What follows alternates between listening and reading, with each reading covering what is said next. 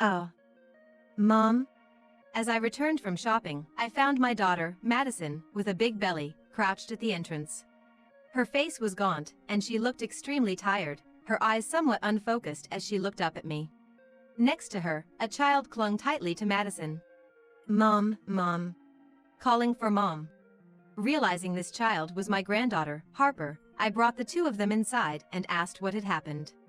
It turned out, Madison's husband, Stephen, had grown frustrated with her inability to move around much during her second pregnancy, and had left them in front of the house, abandoning them. Madison was clearly in her final month of pregnancy, visibly in need of care. Even though the days were warm with sunshine, the wind was cold. I couldn't help but feel angry, wondering what he intended to do if I hadn't been there. Stephen didn't seem like the type to do such a thing. Pregnancy isn't an illness, right? We have pregnant women at our company who work from home just fine. And Harper, she's always crying and so loud. My colleagues' kids never cry like that. When I finally called him, he sighed loudly on the phone, as if on purpose. An unemployed, obese, and noisy child is a nuisance.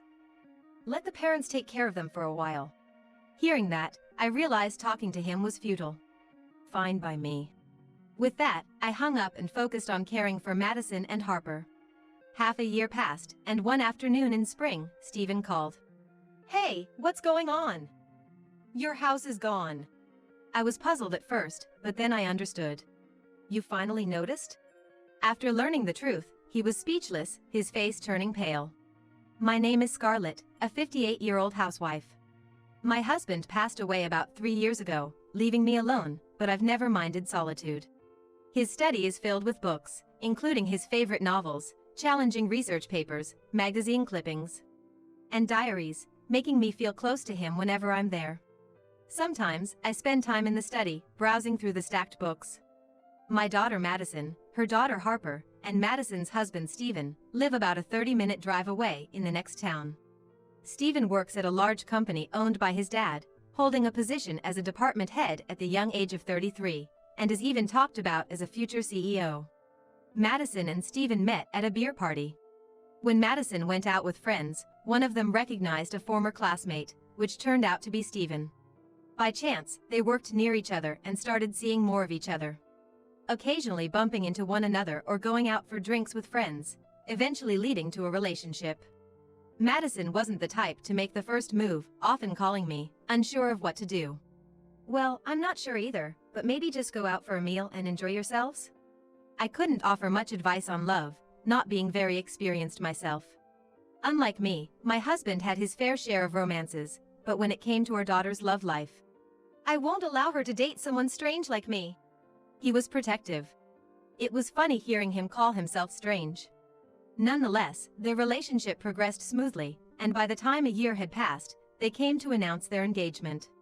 Stephen, being the son of a big company's president and his excellence in sales, had reassured my husband enough to entrust our daughter to him, he later told me. I too felt at ease sending off our daughter to such a respectable person. Soon after, the two married and moved to the next town to start their life together. Initially, Madison would come to visit us, sharing the joy of discovering her pregnancy and her anxieties about giving birth. Around 3 or 4 months after we learned of Madison's pregnancy, my husband passed away. He was involved in a traffic accident with a truck whose driver had fallen asleep at the wheel. Both Madison and I were shaken by the sudden news and found it hard to live calmly for a while. Rushing to prepare for the funeral and running around for company and government procedures, the days passed, and before we knew it, a month had gone by. What's strange is that I hadn't seen Stephen since he came to introduce himself for the marriage. Even at the funeral, he only showed his face for about an hour before disappearing quickly. I thought it was a bit rude, but according to Madison, that's just how he is. It can't be helped. Stephen is always busy with work, Madison said, forcing a smile despite a hint of sadness. It seemed she hadn't had much of a chance to talk or spend time with Stephen, who had started leaving early in the morning for golf meetings on weekends. Being a president's son might excuse him somewhat, but I wished he would consider Madison, who was heavily pregnant. As summer came to an end, Madison returned to our home to give birth. With her belly fully rounded, she was looking forward to meeting the baby. It's a girl. We've already decided on a name. Oh, really? What's her name? Harper. Stephen and I chose it. Madison, smiling as she spoke, gave birth within 2 weeks and soon went back to her home where Stephen was waiting. Madison, make sure to visit us sometimes, Harper too. I said over the phone, but Madison's reply seemed hesitant. Yeah, maybe, once things settle down, I'll come over. Though I felt something was off, I hoped it was just temporary. Madison was always busy with childcare and housework, and Stephen, who should have been reliable, often came home late or not until the morning. Even if he's the president's son, is his job really that demanding? I wondered aloud while eating lunch alone. Despite several calls afterward, the responses were the same. It had been 3 years since Harper was born, but I had only seen my granddaughter once, when Madison gave birth. I wanted to support Madison and had told her so many times over the phone, but her answers remained evasive and terse. Before a long weekend, I decided to call Madison once more. Hello, Madison? How have you been? I was thinking of visiting you and Harper soon. I knew too much interference wasn't good. Talking with close friends in the neighborhood, I learned that it's become less common to let grandparents see their grandchildren, and too much persistence could upset them, possibly leading to never being allowed to see them again. Madison was my own daughter, but I feared this call might lead to rejection, and I might have to give up. With these thoughts, I waited for Madison's response. Mom? I'm not feeling well lately and don't want to see anyone. Please, don't call for a while. Are you okay? If you're not feeling well, I'm even more worried. Should I bring over some food? I don't need it. Can we stop this? I'm going to hang up. Wait, how about Harper? And Stephen, is he doing well? Not caught a cold? You're too nosy, Mom. I want to raise my child on my own, so stop calling. Madison hung up, irritated. The call was short, but it shocked me profoundly. I had never imagined Madison felt that way about me. I thought I was being kind, but I was just being meddlesome. I thought, holding back sadness as I stared at the disconnected phone. Maybe she was tired and nervous from childcare, or perhaps I had been too interfering. Considering various reasons, I admitted there might have been fault on my side and decided to refrain from calling. But I couldn't help wondering, had the girl who used to talk to me so openly really changed this much? Despite my doubts and unwillingness to give up on seeing my granddaughter, I continued to call about once a month. But each time, I was met with a cold attitude and was not allowed to see Harper. Hey, are you feeling okay? My questions were often left unanswered, and sometimes the call would be disconnected right away. Hoping to at least get a sense of how things were, I decided to call Stephen. He was my daughter's husband. After all, and I thought he might know something about Madison's and Harper's situation. Stephen never answered the phone right away, but late one night, he returned my call and said, Madison? Oh yes, she's fine. She's doing a great job looking after Harper. You don't need to worry. Madison has always been very responsible. Oh, that's good to hear. But could you tell her I'd like to see her sometime? Yes, of course. It's strange that Madison isn't answering her phone, isn't it? She's not usually like that. Quite troubling. Stephen's words felt insincere, as if he was feigning ignorance about the whole situation. I felt a bit uneasy about his tone, but my suspicions were confirmed about a month after that call. As autumn deepened, returning from shopping one day, I saw a figure sitting at my front door. At first, I thought a homeless person might have mistaken my home for somewhere else. But as I got closer, I realized it was Madison. Madison? And that belly. And who is this child? I exclaimed in surprise. Madison's belly was noticeably larger, indicating a second pregnancy. Oh. Mom. Her face was gaunt, and she looked extremely tired, her eyes somewhat unfocused. Next to her, a child clung tightly to Madison. Mom, Mom. Calling for Mom. Realizing this child was Harper, I quickly unlocked my house and welcomed them inside, practically carrying them in. I settled them on the living room sofa and made some hot milk for them to drink. Harper cautiously sipped the still warm milk. It's cooled down, so it's okay. I reassured her, and Harper drank, leaving a white ring around her mouth. Turning to Madison, I began to ask about what had happened. So, what brought this on? sitting outside like that. Where's Steven? What happened to your home? Madison began to cry and looked down for a while before she told me. Take your time. I rubbed her back. After calming down, she explained that as her second pregnancy advanced, she struggled with household chores and childcare, which frustrated Steven. He had driven Madison and Harper to the front of my house and left them there. Seeing Madison visibly in her final months of pregnancy made me furious. Thinking about what would have happened if I had been away. How could he? I immediately called Steven. He hadn't mentioned Madison's pregnancy during our last conversation, which would have prompted me to help sooner. After several rings, "Hi?" a lethargic voice answered. "Hello? Steven, what's this I hear about you leaving Madison and Harper outside my house just now?"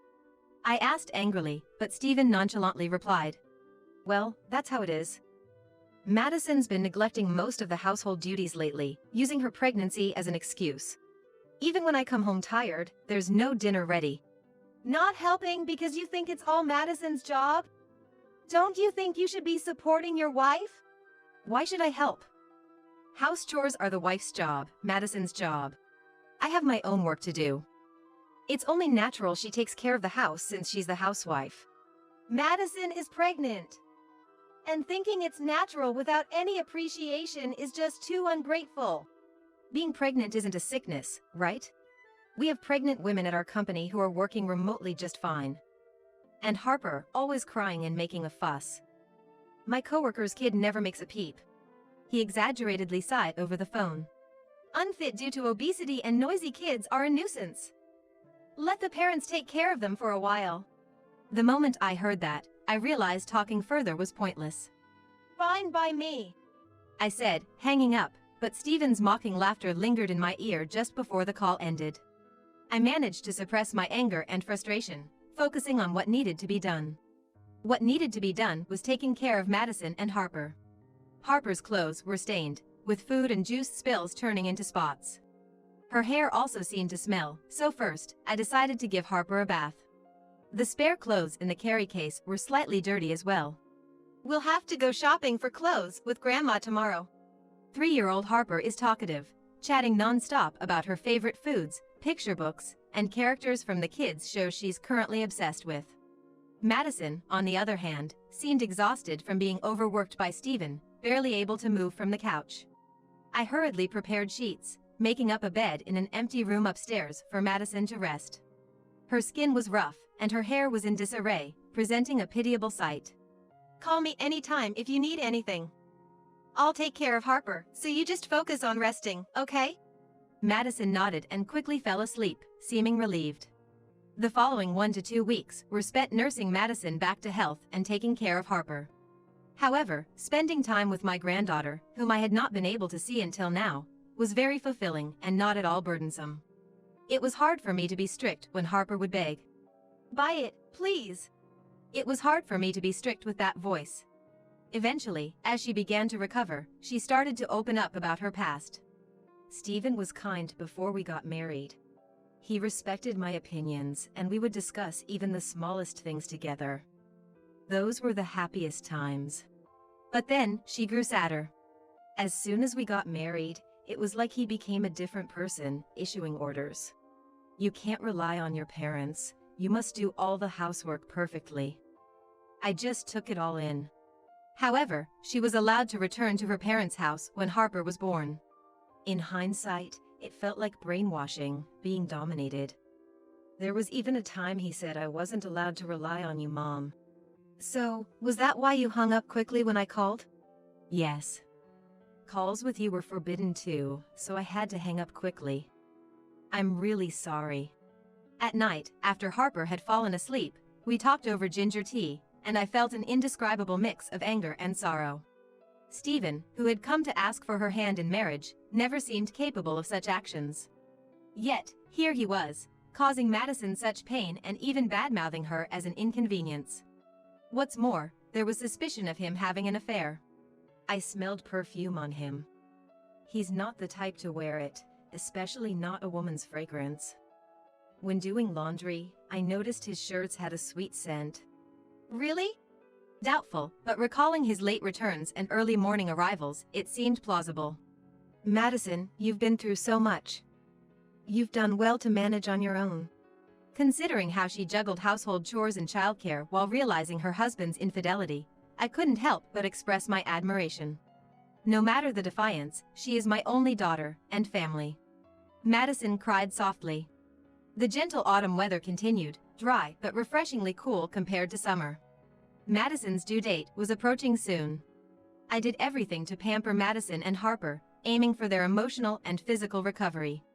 About half a year passed, and it was spring. While I was preparing lunch, my mobile phone unexpectedly rang, so I stopped to answer it. The caller was Stephen. Yes, this is Scarlet. Hey, what's going on? Your house is gone. I was puzzled for a moment, but then quickly understood. Finally noticed, have you? I said with a half smile. Stephen had come to pick up Madison, Harper, and the newborn, only to find the house gone, turned into an empty lot with a for sale sign posted. The move and the house demolition had been completed last month. And Stephen must have just arrived, smugly, only to realize for the first time that nothing was there, and panic called me. We moved. You've left the family to fend for themselves for half a year, leaving Madison, Harper, and the baby, all three, in my care, haven't you? Yeah. I came to pick them up now. Where are you? Came to pick them up, you say? Unfortunately, we've moved to a secure apartment, so telling you would be pointless. I'm not considering returning them to you. Don't joke with me. I told my parents I'd bring Harper and the baby over. Give me back the kids, at least. His way of talking about the kids as if they were objects disgusted me. That's a promise you made on your own. We have nothing to do with it, so we won't comply. I'm busy here, so if you don't mind. Just then, the baby started crying. Perhaps Stephen heard the cry over the phone. He muttered softly. Oh. But I hung up without paying him any mind and rushed to change the baby's diaper. In the next room, I could tell Madison was on the phone. Yes, hello, what? There was a bit of arguing, then Harper came out of the room looking like she might cry. Mom is angry. She came to me, frightened. It's okay. It'll be over soon. And I hugged her. And so, after about 10 minutes, the noise stopped and Madison came out. It was Stephen. He was demanding the address of the apartment we're now living in, but I flatly refused. I don't care if he wants to show Harper and the baby to his parents. I sighed, thinking he had tried the same thing with me. But maybe it was lucky he called. I got to say what I really wanted to. The matter with the lawyer? The matter in question was Stephen's infidelity. On that call, I told him we'd be getting a divorce through a lawyer. I'd also be seeking alimony for his affair.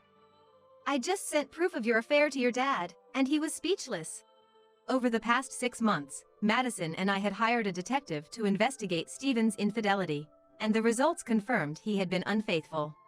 With 2 young children in such a challenging time, Madison couldn't stay silent about this betrayal.